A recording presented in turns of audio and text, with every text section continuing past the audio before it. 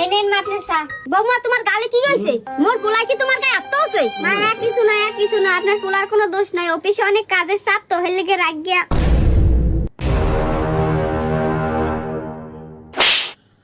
তোর এত বড় সাহস হইছে কেমন ধরে যে তুই ঘরের বউর গায়ে আত্ম হইছ? তোরে মুই এই শিক্ষা দিছি? কি করবো মুই কাজের চাপে মাথাটা গেছে খারাপ হইয়া কথার কাটাকাটিতে গায়ে একটু আতুর হয়েছি।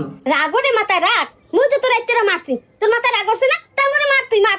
তুই মরে যেরকম সম্মান করো তোর বউরে ওইরকম সম্মান করতে পারো না? যে মেয়েটা সবকিছু ছাড়িয়ে তোর দ্বারা চলে আইছে এই মেয়েটার তুই কষ্ট দাও। তোরে মুই শেষবারের মতো কইতে আছি, ফিরে যদি এরকম কিছু হয় তাহলে তোর মারতেই খারাপ কেউ হইবে না। এরকম শাশুড়ি কজন পায়? বৌমা তুমি আমারে ক্ষমা করে দিও, এরপর ওই তার এরকম হইবে না। আরে না মা, এক সংসারে থাকতে গেলে এরকম একটা হইবি। বৌমা দোষটা মোর, পোলাটারে ঠিকমতো মানুষ করতে পারি নাই।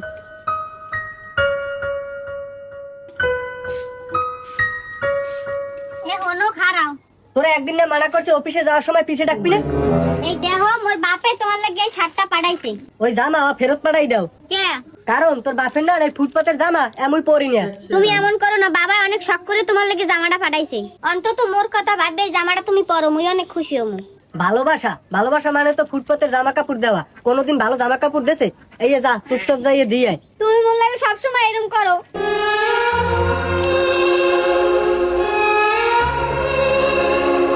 মা আপনার পোলারে মোর বাপে এই শার্টটা দেছেলে, আপনার পোলায় মোর অনেক অপমান করে কথা শুনাইছে।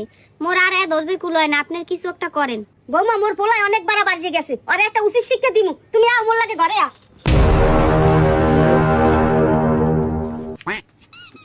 ওকে মা তুমি অরলেই যাও কই?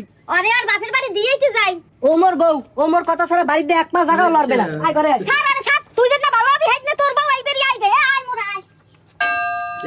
একদম উচিত শিক্ষা। এরকম প্রত্যেকটা শাশুড়ি যদি বৌমাকে ভালোবাসতো না, উফ, এমনিতেই সবাই জব্দ হয়ে যেত। লাভলি। এরকম শাশুড়ি ভাগ্য করে পাওয়া যায়, তাই না? কার কার শাশুড়ি এরকম অবশ্যই কমেন্টে জানিয়ে যাবে। ভিডিওটা কিন্তু হেব্বি লেগেছে। আমার শাশুড়ি এরকম, তোমাদের কমেন্ট বক্সে জানিয়ে যেও। লাভলি।